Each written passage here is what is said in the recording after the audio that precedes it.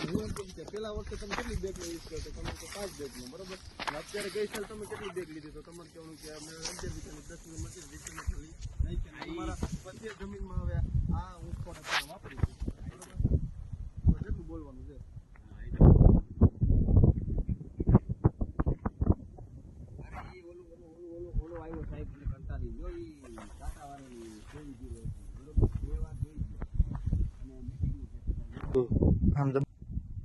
નમસ્કાર ખેડૂત મિત્રો, એગ્રીટેક ઇન્ડિયા વતી હું કેવી જાડેજા આપનું હાર્દિક સ્વાગત કરું છું। હવે અમારા જે પ્રગતિશીલ ખેડૂત છે વૈભવનગર ગામના ભીખુભાઈ પટેલ, તો જરાક ભીખુભાઈના મુખેથી આપણે સાંભળી કે એગ્રીટેક આપણો ખોળ કંપનીનો વાપરેલો હતો નર્મદા ગ્રોમીન, અને રિઝલ્ટ કેવું મળ્યું છે જરાક આપણે એને મુખે સાંભળી। રામ રામ કાકા, તમારું નામ જરાક બોલો ને। ભીખુભાઈ નારાયણભાઈ તાળા। ભીખુભાઈ નારાયણભાઈ તાળા, તમારું ગામ? વૈભવનગર, તાલુકો જામકરણા, જિલ્લો રાજકોટ। બરોબર છે। હવે ભીખુભાઈ આપણું જે આપણી કંપનીનું જે નર્મદા ગ્રોમીન ખાતર જે આવે છે લીંબોડીનો ખોળ ને એરડીનો ખોળ બરોબર, તો આ ખોળ તમે મરચીમાં વાપરો બરોબર, છેલ્લા કેટલા વર્ષથી વાપરો? હું 3 વર્ષથી મરચીનું આ 3જું વર્ષ છે। પેલા વર્ષે મેં વાવી ને એટલે મારે પસાટે 2 રાઈસવા લાગેટ ફૂકાઈ ગઈ બરોબર, સુકારો ફૂકો થઈને અને ફેલ જ થઈ ગઈ બધી બરોબર, અને આગળ હેલી જતી હતી। પછી બીજા વરે મને વાત સાંભળી કે આ ખોળ નાખવાથી ફુકારો નથી આવતો, સુકારો મરચીમાં નથી આવતો, એટલે મેં બીજા વરે વાપરી એક છોડવો, ક્યાંય એક છોડવો નો ફુકાણો, અને વીઘે ઠેલી હું નાખું છું બરોબર, અને આ વર્ષે મેં પાછું 10 વીઘાની વાવી છે, 11 ઠેલી નાખી બરોબર, તો વીઘે ઠેલી નાખ્યું બરોબર, તો એમાં હુકારો હજી નથી, અને ગયા વર્ષે એક છોડવો હુકારો ગોતો તો ચડતો નથી બરોબર। અને તમારા આડોશી પાડોશીમાં કઈ સુકારો હતો ક્યાંય કે નહોતો? એ બીજાને આવ્યો હતો, પણ મેં એને વાત કરી ને પ્રફુલભાઈ બાજુમાં એને વાગ્યું ને એને નાખ્યું ને તો એને હુકારો, એને હુકાઈ ગઈ મારી ઘડી, એને હુકારો બંધ થઈ ગયો સુકારો। હા, આવા 3 રિપોર્ટ આવ્યા હતા, જેને હુકારો હતો આ નાખ્યું ને એ પછી એને હુકારો થડ નો આવતો, ઉભો છોડવો હુકાતો હાવ બંધ થઈ ગયો એકય, ઓલા તો તમારે ભારીયું ભરી નીચે પસાટે તો ફેલ જ થઈ જાય બધી બરોબર છે।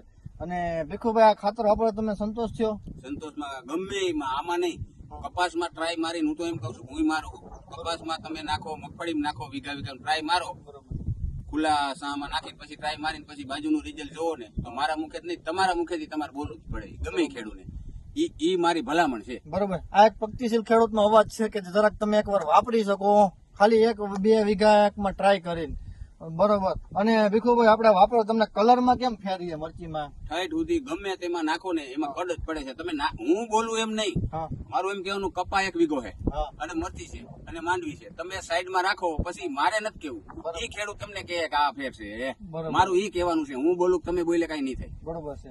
આ ખેડૂતના ખેતરથી બોલે છે એનો અવાજ છે, જરાક આ મરચાની ક્વોલિટી જોઈ શકો અને કલર જોઈ શકો, ખેડૂત મિત્રો બતાવો, આ તમે જો મરચાનું બંધારણ તમે જોઈ શકો, આ કલર બતાવો ઉપરથી, લઈ લો આ બદલી લો।